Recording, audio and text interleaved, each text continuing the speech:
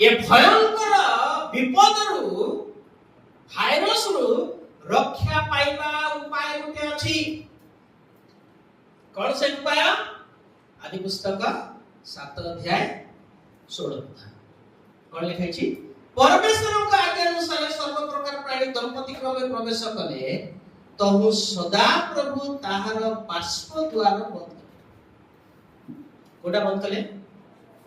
द्वार बंद हेला बंद हेला। अच्छा तो आज कौन उपाय अछि? आमे तो जाने की न जाने की नहीं गलो ना उपाय अछि। कौन उपाय अछि? सुनो 6 पद। अनंतर आउ 40 दिन उतारे न स्वनिर्मित जहाजर झरका फिटाई। कौन खोला अछि के?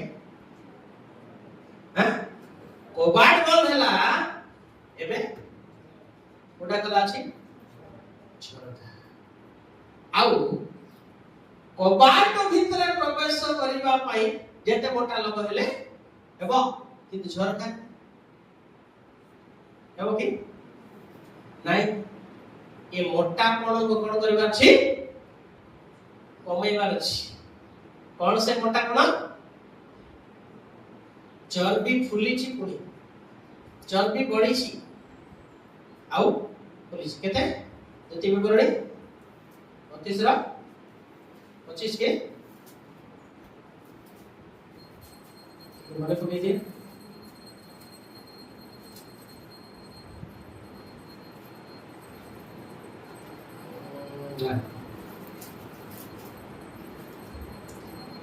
उपदाय के साहाय्य करिवे।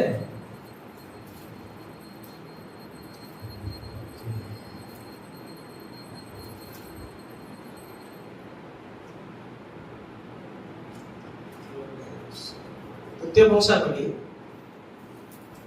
26 रा 16 रे कोन अछि?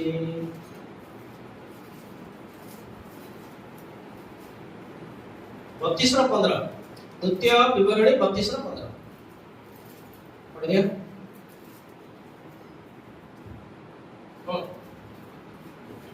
ए तो विजय द्वितीय विवरणी मात्र जिसु ऋण चर्बीरे फुली पदाघात कला तुमे चर्बीरे फुली अच्छा तुमे मोटा होई अच्छा तुमे चिकन होई अच्छा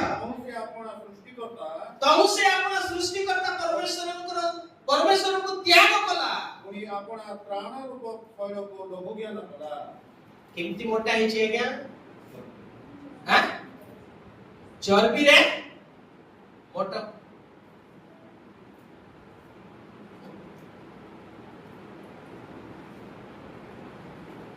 कोड आत्मगर्भ आत्मधार्मिकता ससम्मान बड़ी चर्बी ए माने झरका भीतर प्रवेश कर परिबे ना कहि मोटा है यहाँ कमैबार अछि। अर्थात गतर पार कहथिली स्नेहशील कृपामय क्रोधरे दिन अत्यंत दयालु यीशु ए भाइरस काटी परिबे नै। के काटी परिबे ना सुनथुला नै क्रोधकारी परमेश्वर। ए परमेश्वर काहे क्रोध कले? सुजन देले जन्म ठारू पर्यंत मातार उदर ठारू मध्ये से गडिले तो उत्तम शरीर देले से शरीर जीवन देले मस्तिष्क भी ठीक कले बड़ भी देछति किछि आमे करी पारुछु सेतके छाड़ देले नै आवश्यक सब विषय जोडे सेठी भी अटकी गले नै।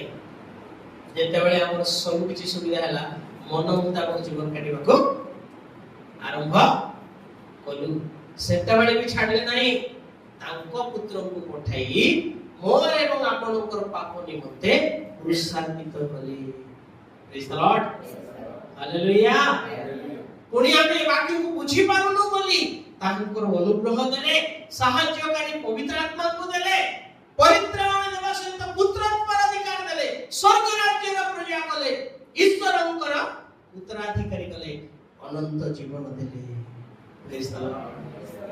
ଏସବୁ ବୁଝିଲା ପରେ, ପାଇଲା ପରେ ମନୁଷ୍ୟ ମନ ମୁତାବକ ଯେତେବେଳେ ଜୀବନ କାଟିଲା, ସେତେବେଳେ ପରମେଶ୍ୱରଙ୍କ ବିରୁଦ୍ଧରେ ପାପ କରିବାରୁ ପରମେଶ୍ୱରଙ୍କ କ୍ରୋଧ ସେମାନଙ୍କ ଉପରେ ଆସିଲା। ସିପନୀୟ 1:17। ଏଥିପାଇଁ ପରମେଶ୍ୱର ସମଗ୍ର ପୃଥିବୀକୁ ବିନାଶ କରିବା ପାଇଁ ଆଦେଶ ଦେଲେ। ସିପନୀୟ ଉପରେ ସିପନୀୟ 1:17। ପୁଣି ଆମ୍ଭେ ମନୁଷ୍ୟମାନଙ୍କ ଉପରେ ଦୁଃଖ ଘଟାଇବା, ସେମାନେ ତହିଁରେ ଅନ୍ଧଲୋକ ପରି ବୁଲିବେ, କାରଣ ସେମାନେ ସଦାପ୍ରଭୁ ବିରୁଦ୍ଧରେ ପାପ କରିଅଛନ୍ତି। କଣ କରିଅଛନ୍ତି ଆଜ୍ଞା? ସୁଯୋଗ ଦେଲେ ତଥାପି ପାପ କରିବାର ବନ୍ଦ ହେଲା ନାହିଁ। ଆଜି ବି ବିଭିନ୍ନ ପାପର ଲିପ୍ତ। ଏଥିପାଇଁ ପରମେଶ୍ୱର କହିଲେ ସିପନୀୟ 2:1-2-3 1-2-3 ଏ ଲଜ୍ଜାହୀନ ଗୋଷ୍ଠୀ, ହେ ଲଜ୍ଜାହୀନ ଗୋଷ୍ଠୀ, ତୁମେମାନେ ଏକତ୍ର ହୁଅ, ଏକତ୍ର ହୁଅ, ଆଜ୍ଞା ସଫଳ ହେବା ପୂର୍ବେ, ଆଜ୍ଞା ପ୍ରବଳ ହେବା ପୂର୍ବେ, ଦିନ ତୁଷ ପରି ଉଡ଼ିଯିବା ପୂର୍ବେ, ସଦାପ୍ରଭୁଙ୍କ ପ୍ରଚଣ୍ଡ କ୍ରୋଧ ତୁମ୍ଭମାନଙ୍କର ଉପରେ ଆସିବା ପୂର୍ବେ, ସଦାପ୍ରଭୁଙ୍କ କ୍ରୋଧ ଦିନରେ ତୁମ୍ଭମାନଙ୍କର ଉପରେ ଆସିବା ପୂର୍ବେ, ଏକତ୍ର ହୁଅ। ଏ ଦେଶର ନମ୍ର ଲୋକମାନେ ତାହାଙ୍କର ଶାସନ ପାଳନ କରୁଛନ୍ତି। ତୁମେମାନେ ସମସ୍ତେ ସଦାପ୍ରଭୁଙ୍କୁ ଅନ୍ୱେଷଣ କର। କାହାକୁ ଅନ୍ୱେଷଣ କର? ଆଜ୍ଞା ସଦାପ୍ରଭୁଙ୍କର ଅନ୍ୱେଷଣ କର। ପଢିଦେଶ ପଦ ସରେ। ସଦାପ୍ରଭୁଙ୍କର ଅନ୍ୱେଷଣ କର, ଧର୍ମର ଅନ୍ୱେଷଣ କର, ନମ୍ରତାର ଅନ୍ୱେଷଣ କର। ଏହିପରି ସଦାପ୍ରଭୁଙ୍କ କ୍ରୋଧ ଦିନରେ ତୁମେମାନେ ଗୁପ୍ତ ସ୍ଥାନରେ ରଖାଯିବ। Praise the Lord. ନମ୍ର ଲୋକମାନଙ୍କୁ ନମ୍ରତାର ଅନ୍ୱେଷଣ କରିବା ପାଇଁ କହୁଛନ୍ତି, ଧାର୍ମିକ ଲୋକମାନଙ୍କୁ ଧାର୍ମିକତାର ଅନ୍ୱେଷଣ କରିବା ପାଇଁ କହୁଛନ୍ତି। ଏଇମାନେ କଲେ ନାହିଁ। ଆଜି ବି ଶୁଣୁ ନାହାନ୍ତି। ଯେତେବେଳେ ଆଜି ବି ଶୁଣୁ ନାହାନ୍ତି, ବଡ଼ ପରମେଶ୍ୱର ନିଷ୍ପତ୍ତି ନେଲେ। ସିପନୀୟ 1:2-3 ସେଟା 2:1-2-3 ପଢିଲେ। ସିପନୀୟ 1:2-3 ସଦାପ୍ରଭୁ କହନ୍ତି ଆମ୍ଭେ ଭୂମିରୁ ସମଗ୍ର ବସ୍ତୁ ନିଃଶେଷ ରୂପେ ସଂହାର କରିବା। ଆମେ ମନୁଷ୍ୟ ଓ ପଶୁଗଣକୁ ସଂହାର କରିବା। ଆମେ ଆକାଶର ପକ୍ଷୀମାନଙ୍କୁ ମଧ୍ୟ, ସମୁଦ୍ରର ମତ୍ସ୍ୟଗଣକୁ ମଧ୍ୟ ଦୁଷ୍ଟତା ସହିତ ବିଘ୍ନ ସକଳ ସଂହାର କରିବା, ଉଚ୍ଛିନ୍ନ କରିବା। କିଏ କହୁଛନ୍ତି ଆଜ୍ଞା? ଛାଡ଼ିବେନି। କାହିଁକି ଛାଡ଼ିଲେ ନାହିଁ? କାରଣ ବିଘ୍ନଜନକ ବିଷୟ ରହିଲା। ପରମେଶ୍ୱରଙ୍କର ବିଘ୍ନଜନକ ବିଷୟ ରହିଛି। ସେଥିପାଇଁ ଏ ଜଗତକୁ ପରମେଶ୍ୱର କଣ କରିବା ପାଇଁ ଯାଉଛନ୍ତି? ବିନାଶ। ତଥାପି ଗୋଟେ ସୁଯୋଗ ଅଛି। କଣ ସେ ସୁଯୋଗ? ଝରକା ଖୋଲା ଅଛି। ପ୍ରେଜ୍ ଦ ଲର୍ଡ। ଅର୍ଥାତ୍ ପ୍ରଥମବାର କହୁଥିଲି, ସ୍ନେହଶୀଳ, କୃପାମୟ, କ୍ରୋଧରହିତ, ଅତ୍ୟନ୍ତ ଦୟାଳୁ ଯୀଶୁ, ମନୁଷ୍ୟ ରୂପ ଧାରଣ କରିବା ଯୀଶୁ, ଶିଶୁ ରୂପରେ ଜନ୍ମ ହେବା ଯୀଶୁ, ମେଷ ଶାବକ ଭାବରେ ଆସିବା ଯୀଶୁ, ସେବକ ହେବା ଯୀଶୁ, ଆଉ କଣ? ବଳିଦାନ ହେବା ଯୀଶୁ। ଏହି ସେବା କାର୍ଯ୍ୟକୁ ପିତା ପରମେଶ୍ୱର ବନ୍ଦ କରିଦେଲେ। କଣ? କବାଟ ସୁଯୋଗ ଥିଲା, ବଡ଼ ରାସ୍ତା ଥିଲା, ବଡ଼ କବାଟ ଥିଲା, ପ୍ରବେଶ କରିପାରିଥାନ୍ତେ। ଏତେ ସୁଯୋଗ ଦେଲା ପରେ ମଧ୍ୟ ମନୁଷ୍ୟ ଯେତେବେଳେ ବୁଝିଲା ନାହିଁ, ପରମେଶ୍ୱର ନିଜେ କବାଟ ବନ୍ଦ କରିଦେଲେ। କାହିଁକି? ସିପନରେ ପଢିଲୁ, ବିଘ୍ନଜନକ ବିଷୟ ସେଇ ଭିତରେ ପ୍ରବେଶ ନ କରୁ। ବୁଝିଲା? ଏବେ କଣ ଦରକାର ଅଛି? ପ୍ରାଣପଣ कौन से द्वितीय सेवा कार्य जीशु पिता परमेश्वर देले कोपकारी क्रोधकारी कोपकारी विचारकर्ता दंडकर्ता कौन था ये वायरस जो वैक्सीन जाने की न जाने की नहीं जो तार कनेक्शन निजे कटेबार अछि से काटी बेले से काटी सारले कोटा काटी सारले वंशगत पापर प्रायश्चित से एबे आमे जो पाप करिछु से पापर कनेक्शन को निजे काटिबार अछि निजे काटिबा पे कोन करबार अछि क्रोधकारी परमेश्वर गणतळे पड़ी अनुतापर सहित खेदयुक्त अंतकरण रे अश्रु भरा नयन रे प्रभु कर क्रोधकारी परमेश्वर को सामना करना अछि चलिबो त एटा हमने झरका कला आगे कोन भाबु छी आज जिंदगी प्रार्थना कर दे छी नहीं ये सब काम देने वाला नहीं है कौन देना पेजेंट पकेबा केवल पेजेंट पकाउची किछि हो नहीं सफलता आ ताहा बोना जीव कि नहीं ग्यारंटी नहीं काहे कि प्रार्थना कोला बेले मध्य प्रार्थना रे मन नहीं वाक्य पढला बेले मध्य वाक्य रे मन नहीं वाक्य सुनला बेले मध्य वाक्य रे मन होची कि नहीं एमिति शैतान रो नाती जाबी की धरि छी जे कट मोबाइल सब बेले मोबाइल कथा मन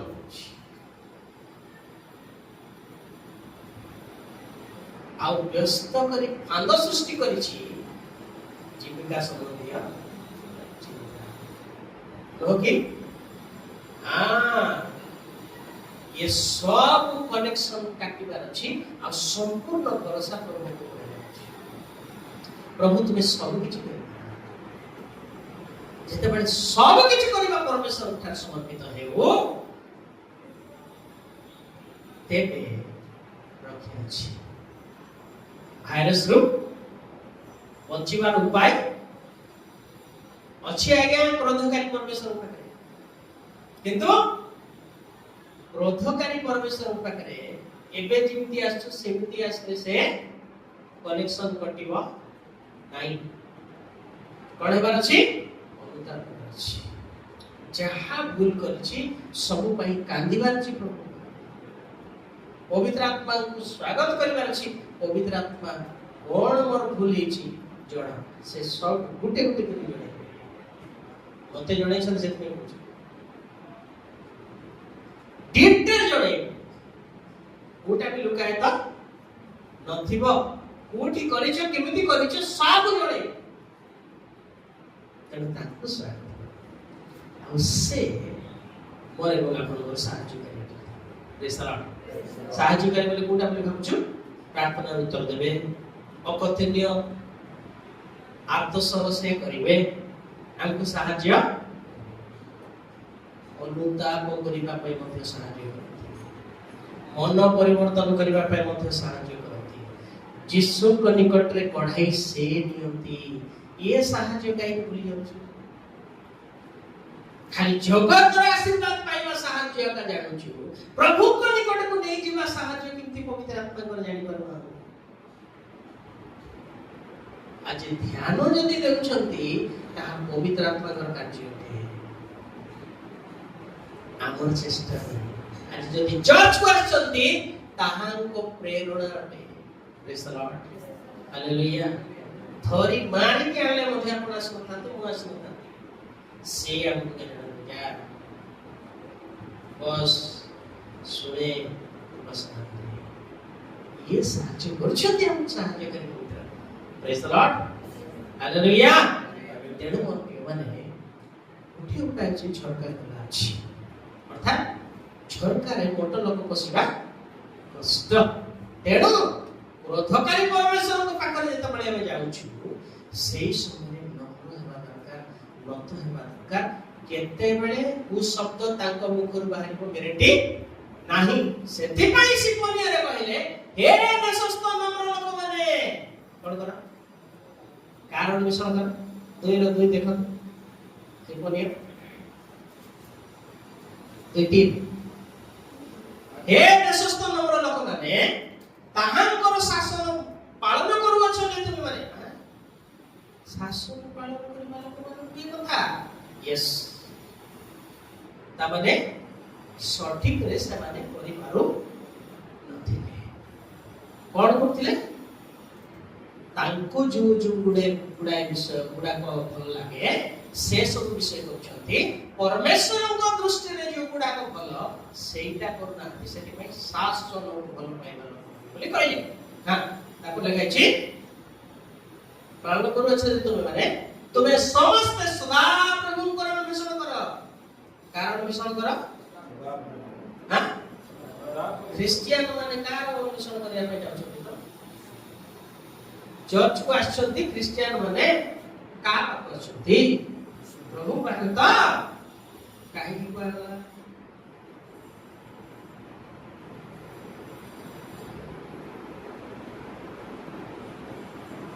परमेश्वरଙ୍କର अन्वेषण କରିବା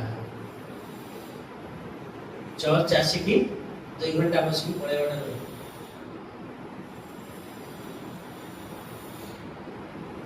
पढते काहे इटा कथा सुनो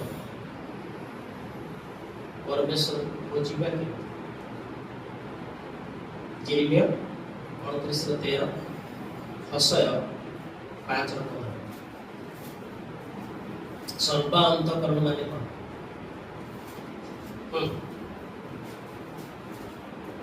आउ तुमे माने हमको अन्वेषण करिवो और सर्वांतकरण सहित हमको खोजिले हमर उद्देश्य पाइबो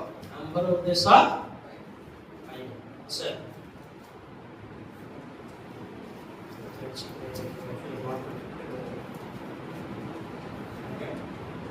ଅସୟ 5 ର ଶେଷ 15 सेवने अपना अपना हां अपराध स्वीकार करी आमर मुख अन्वेषण न करबा पर्यंत आम्भे फेरी अपना स्थान को जीवा सेवने आपण मानकर दुख समय रे जत्न रे आमर अन्वेषण करिवे ओके सरल भाषांतर मोबाइल कार अछि सरल भाषांतर बाइबल के पढ़े देख लिखाइ छै एति नाइ छै क्षमा को लिखाइ छै सरल भाषांतर बाइबल रे अर्थात दिव्य बाइबल रे पढ़े लिखाइ छै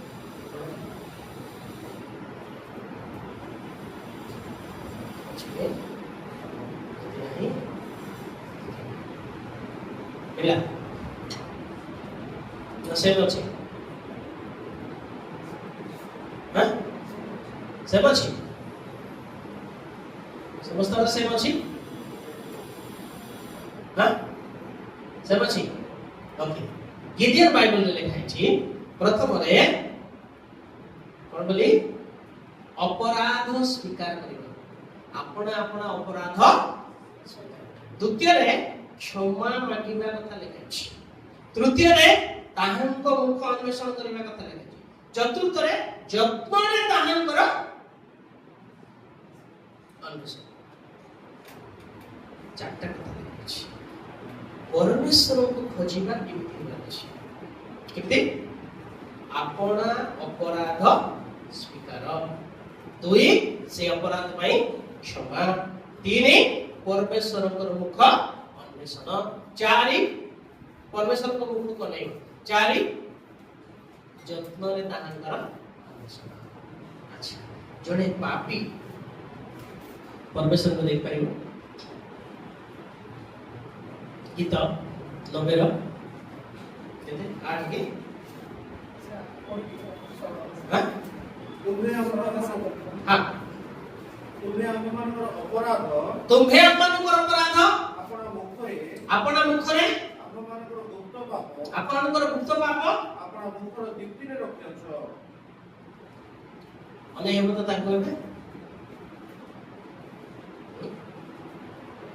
खोजुछु तो कहछु अने हेबो कोड रखछन से सेति में गोटे उदाहरण कहली कहछि सुनतु जक्ष्य तू पाप एमती कृति करछु बोली यीशु केबे कहि ना दिला लेखा ही नै किंतु ଯକ୍ଷ କେମିତି ସବୁ ପାପ ସ୍ୱୀକାର କରୁଛି? କାରଣ ପରମେଶ୍ୱରଙ୍କୁ ଅନାଇଲେ ତାର ସବୁ ପାପ ଦେଖାଯାଉଛି, ସେଥିପାଇଁ ସେ ସ୍ୱୀକାର। ଯୀଶୁ ପାପିନୀ ସ୍ତ୍ରୀଙ୍କୁ କହିଲେ କି ତୁ ୟା ପାପ କରିଛୁ ନାଇଁ, ତାହେଲେ ସବୁ ପାପ ଗୋଡକୁ ଦେଖି କେମିତି ଅନୁତାପ କରି କ୍ଷମା ମାଗୁଛି?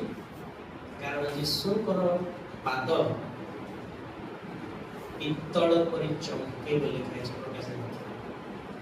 ତାଙ୍କ ପାଦକୁ ଯେତେବେଳେ ଦେଖୁଛି ଏ ପାପିନୀ ସ୍ତ୍ରୀ, ତାର ସବୁ ପାପ ଗୋଟେ ଗୋଟେ ମନେ ପଡୁଛି। କାନ୍ଦୁଛି ଯୀଶୁଙ୍କର ପାଦ ଧରି।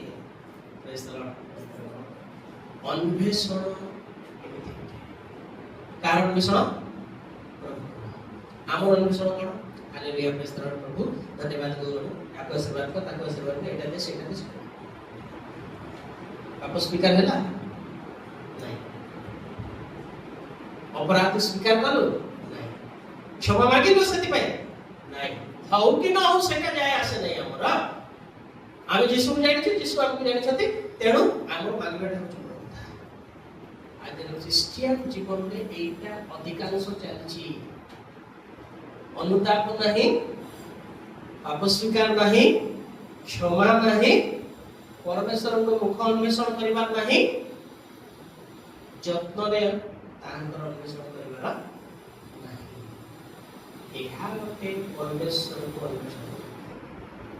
ଏ ଉପାୟରେ ବ୍ୟକ୍ତିଗତ ଭାବରେ ଆପଣ ପ୍ରଭୁଙ୍କ ନିକଟରେ ଯିବେ, ଆଜ୍ଞା କେବେ ବି ଯୀଶୁ ଆପଣଙ୍କ ଗ୍ରହଣ କରିବେ। ଜଣେ ଦୁଷ୍ଟକୁ ପ୍ରଭୁ ଅନ୍ୱେଷଣ କରିବାରୁ ତା ଜୀବନକୁ ରକ୍ଷା କରେ। ତିନିଟା କାମ କରିছে। ପଢିବା ଶେଷ କରିବା ଦ୍ୱିତୀୟ ବଂଶାବଳୀ 33 ଅଧ୍ୟାୟ। 33 ଅଛି ହେଲା 6-9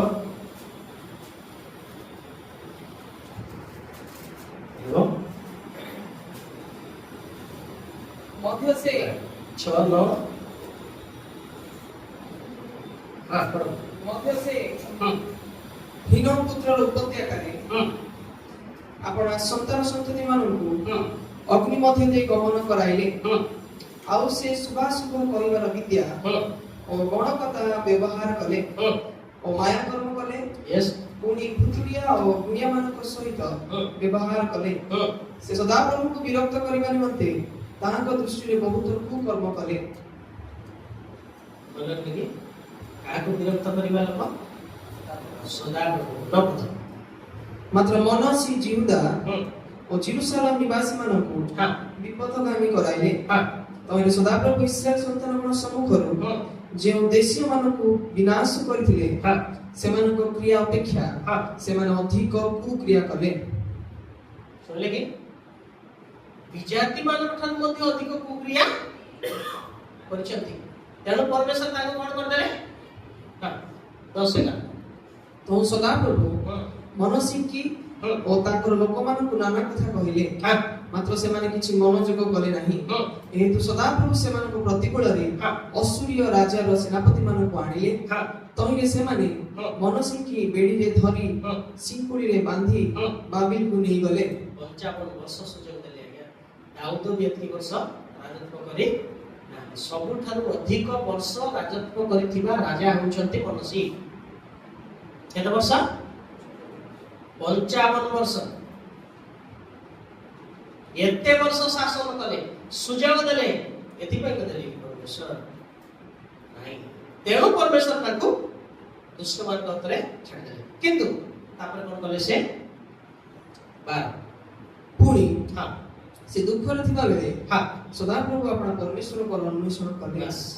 କଣ କଲେ? ପ୍ରଥମ କାମ ପରମେଶ୍ୱରଙ୍କ ଅନ୍ୱେଷଣ କଲେ। ଅନ୍ୱେଷଣ ଅର୍ଥ କଣ କହିଲି?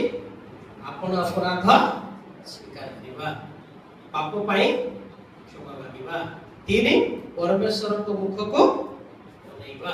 4 ଯତ୍ନରେ ଅନ୍ୱେଷଣ କରିବା। परिवार कोण हेले जानते पढो ଓ ଆପଣ ପିତୃଗଣ ପରମେଶ୍ୱରଙ୍କ ଛାମୁରେ हां ଆପଣ ଅତିଶୟ ନମ୍ର କଲେ हां ଆଉ ସେ ତାହାଙ୍କ ନିକଟରେ ପ୍ରାର୍ଥନା କରନ୍ତେ तीनटा काम कले कोन कोन कले परमेश्वर को खोजिले नम्र हेले तापर प्रार्थना कले हमर उल्टा ही आगो प्रार्थना नम्र हेउ कि न हेउ खोजु कि न खोजु किंतु प्रार्थना ना हमर निहाती ब टेंशन कोन कले परमेश्वर जेते बळे से तीनटा काम कले परमेश्वर मध्ये ता पई तीनटा काम कले हां कोन ସେ ତାଙ୍କ ପ୍ରତି ପ୍ରସନ୍ନ ହେଲେ प्रथम रे परमेश्वर को अन्वेषण करबार प्रसन्न हेले ଓ ତାହାଙ୍କ ନିବେଦନ ଶୁଣି नम्र हेबार परमेश्वर निवेदन सुनले ତାଙ୍କୁ ପୁନର୍ବାର ତାଙ୍କର ରାଜ୍ୟ ଜିରୁସାଲେମକୁ प्रार्थना करिबार पुनर्बार जेरूशलेम को प्रेज द लॉर्ड हालेलुया एक मौका तो है जेते दुष्ट हेले मध्य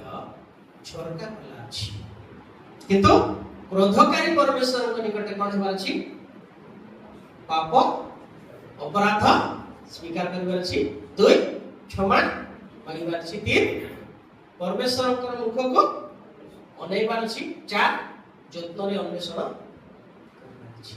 এইটা হেলে আপন শয়তানর স্যাটেলাইট সহিত যে কানেকশন আছে তাকু কাটি করবে নহলে বিপদ সুনিশ্চিত কেহি রক্ষা করি পারিবে প্রভু তাকে বাক্যে